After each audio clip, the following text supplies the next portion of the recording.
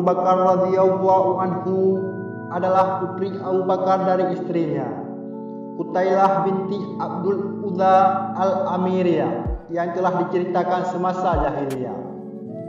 Ia lebih tua 10 tahun dari adiknya Aisyah, salah satu dari ummahatul mukminin ketika Abu Bakar dan Rasulullah SAW berangkat hijrah ke Madinah. Mereka berdua bersembunyi di Gua Tur selama 3 hari.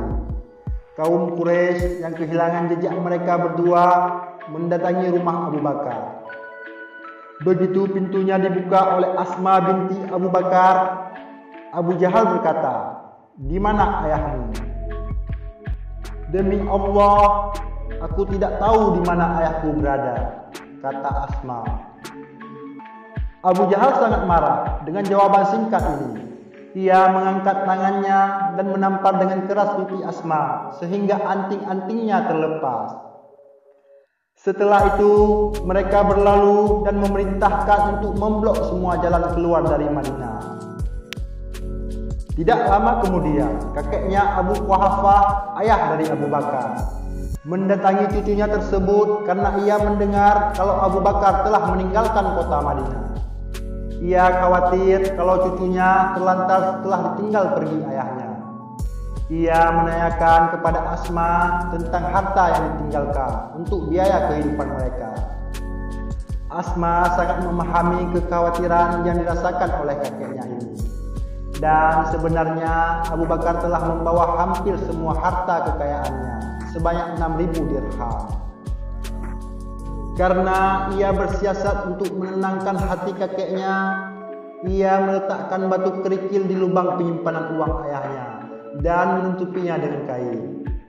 Setelah itu, ia menuntun kakeknya yang telah buta tersebut dan meletakkan tangan di lubang penyimpanan uang sambil berkata, "Inilah harta yang ditinggal untuk kami." Abu Quhafah meraba kerikil yang tertutup kain dalam lubang penyimpanan dan menganggapnya sebagai uang dirham yang cukup banyak. Karena itu ia berkata, "Baguslah kalau ia meninggalkan ini untuk kalian." Setelah bersembunyi selama 3 hari di Gua Tur, Nabi SAW dan Abu Bakar memutuskan untuk berangkat ke Madinah. Asma mempersiapkan perbekalan makanan dan minuman untuk perjalanan beliau dan ayahnya, lalu membawanya ke Gua Tur. Tetapi ia tidak membawa tali untuk mengikat perbekalan tersebut ke tunggangan. Karena itu ia membelah 2 ikat pinggangnya, 1 potong digunakan untuk mengikat perbekalan ke tunggangan, satunya lagi dipakai sebagai ikat pinggang. Melihat apa yang dilakukannya, Nabi SAW menggelarinya Da'atun Nitta'akil, yang memiliki 2 ikat pinggang. Semua peristiwa itu terjadi ketika Asma dalam keadaan hamil. Bahkan suaminya Zubair bin Awam telah terlebih dahulu hijrah bersama kaum muslimin lainnya. Sebagaimana diperintahkan Rasulullah SAW, sungguh pengorbanan yang tidak terkira dari wanita perkasa ini.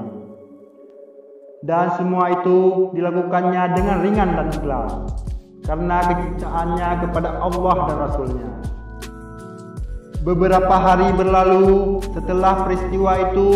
Saat itu Nabi SAW beserta Abu Bakar telah meninggalkan tenda Ummul Ma'abad. Terdengar suara yang menggema seantero Makkah, suara syair yang diucapkan berulang-ulang. Allah penguasa arsy melimpahkan pahala yang terbaik. 2 orang yang lemah lembut lewat di tenda Ummul Ma'abad. Mereka melanjutkan perjalanan setelah singgah sejenak. Sungguh beruntung orang yang menyertai Nabi Muhammad SAW. Ceritakan apa yang disingkirkan Allah dari kalian karena perbuatan orang-orang yang tidak mendapat balasan. Bani Ka'ab benar-benar menjadi hina karena anak-anak gadisnya. Tanah yang subur adalah tempat duduk bagi mereka yang percaya. Tanyalah saudari kalian tentang domba dan bejananya. Jika kalian tanyakan domba itu, tentu akan melihatnya. Hampir semua penduduk Makkah keluar dari rumahnya untuk mencari siapa gerangan yang mengucapkan syair tersebut. Tetapi mereka tidak bisa menemukan seorang pun. Padahal syair itu masih saja terdengar jelas. Kemudian mereka bisa mengikuti jejak suara yang berpindah-pindah. Asma binti Abu Bakar juga keluar dari rumahnya dan ia melihat sosok laki-laki yang bergerak cepat di dataran rendah Makkah sambil melantunkan syair tersebut. Tidak berapa lama ia telah tampak di dataran tinggi Makkah, masih tetap melantunkan syair tersebut. Namun demikian hanya Asma yang melihatnya, sementara penduduk Mekah lain hanya menemukan jejak-jejaknya di pasir. Melihat gerakannya yang cepat, tentulah ia bukan manusia biasa, layaknya jin saja atau malaikat. Wallahu a'lam. Yang jelas dari syair-syair tersebut, Asma dan orang-orang muslim yang masih tinggal di Makkah mengetahui bahwa Nabi Shallallahu Alaihi Wasallam berada dalam perjalanan ke Madinah dan berada di jarak yang aman dari pengejaran kaum Quraisy. Beberapa hari berlalu setelah suasana kota menjadi tenang karena hijrah Nabi Shallallahu Alaihi Wasallam dan Abu Bakar. Asma dan saudara-saudaranya menyusul hijrah ke Madinah beserta beberapa orang muslim yang masih tertinggal. Setelah beberapa hari tinggal di Madinah, ia melahirkan seorang bayi laki-laki yang diberi nama Abdullah. Kaum muslimin baik dari kalangan Ansar ataupun Muhajirin menyambut gembira kelahiran Abdullah bin Zubair. Mereka mengeluk-eluknya, bahkan membawanya keliling kota Madinah, melewati kampung-kampung orang Yahudi. Apa sebabnya begitu heboh penyambutan kelahirannya bayi Asma ini? Orang-orang Yahudi di Madinah ternyata tidak senang dengan kehadiran Nabi Shallallahu Alaihi Wasallam.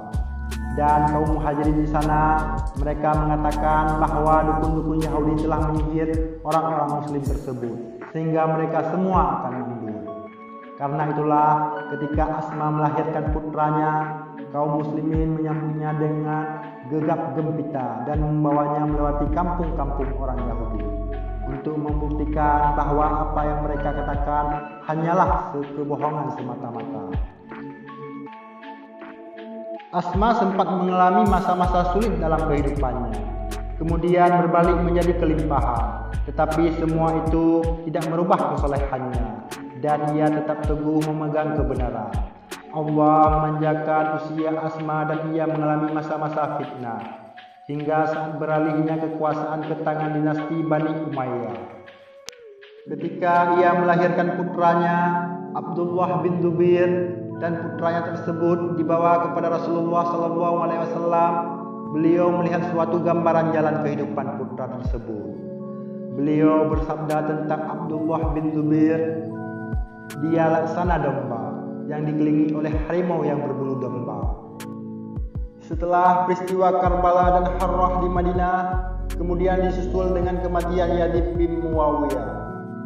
Masyarakat Hijaz dan sekitarnya membaiat putra Asma, Abdullah bin Zubair, sebagai khalifah dengan kedudukannya di kota Makkah.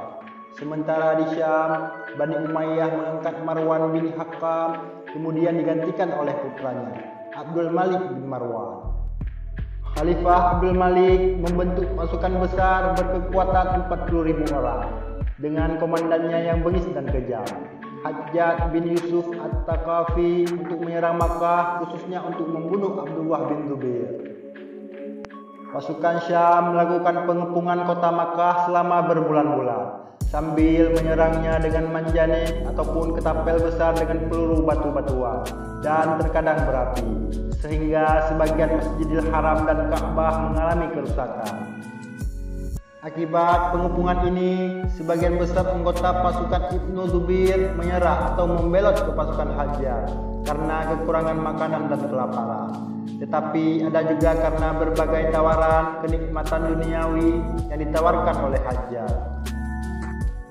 Para pengikut yang setia mendampingi Ibnu Zubair makin sedikit, dan ia mengkhawatirkan keselamatan mereka. Tetapi mereka ini tidak mau meninggalkannya sendirian. sebagaimana teman-temannya walau nyawa harus menjadi taruhan. Abdullah bin Zubair menemui ibunya, Asma binti Abu Bakar yang telah berusia sekitar 97 tahun untuk mendiskusikan masalah yang dihadapinya. Ibnu Zubair menceritakan situasi yang sedang dihadapinya itu kepada ibunya dan berbagai kemungkinan yang terjadi pada pasukan yang dipimpinnya yang jumlahnya memang sangat sedikit. Mendengar penuturan putranya tersebut, Asma jadi teringat dengan ramalan Nabi SAW saat melahirkannya.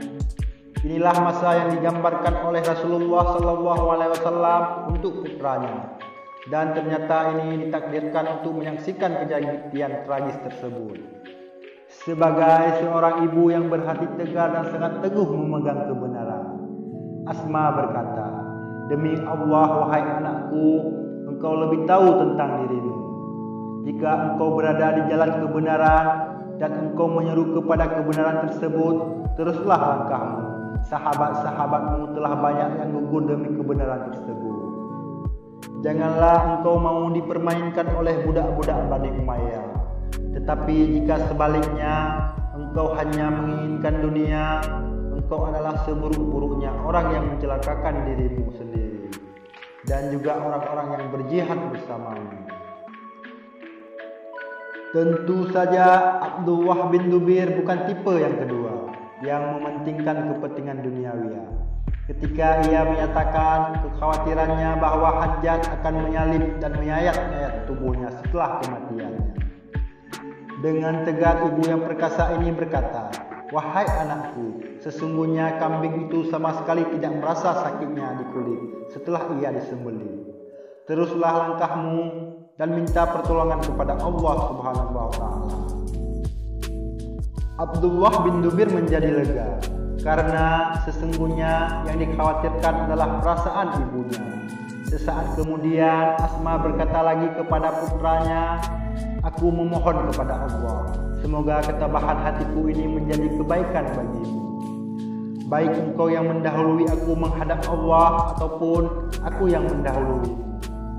Sesaat kemudian Asma berdoa, "Ya Allah, semoga ibadahnya sepanjang malam dan puasanya sepanjang siang, serta baktinya kepada dua orang tuanya, engkau menerimanya disertai dengan cucuran rahmat-Mu ya Allah. Aku serahkan segala sesuatu tentang dirinya kepada kekuasaan-Mu dan aku rela menerima keputusan-Mu ya Allah. Berilah aku pahala atas segala perbuatan Abdullah bin Zubair, pahalanya orang-orang yang sabar dan bersyukur." Dengan ucapan dan doa yang dipanjatkan ibunya, langkah dan hati Ibnu Zubair terasa lepas. Tidak ada lagi ganjalan apapun pada dirinya untuk memperoleh kesyahidan yang didambakannya. Mereka berpelukan dan demi diketahuinya bahwa anaknya masih memakai baju besi, Asma memerintahkan untuk melepaskannya sambil berkata, "Apa-apaan ini Abdullah? Orang yang memakai ini hanyalah mereka yang tidak menginginkan apa yang sebenarnya engkau inginkan." Ibnu Zubair pun melepas baju besi yang dipakainya. Setelah mengucap salam perpisahan dengan ibunya, ia bersama sisa pasukan yang tidak seberapa terjun menghadapi pasukan Hajjaj. Dan seperti telah diperkirakan, mereka menemui syahidnya di tanah haram Makkah dan Hajjaj menyalib serta menyayat dengan tubuhnya. Asma dengan tegar berdiri di tempat penyaliban putranya sambil terus mendoakan ampunan bagi dirinya.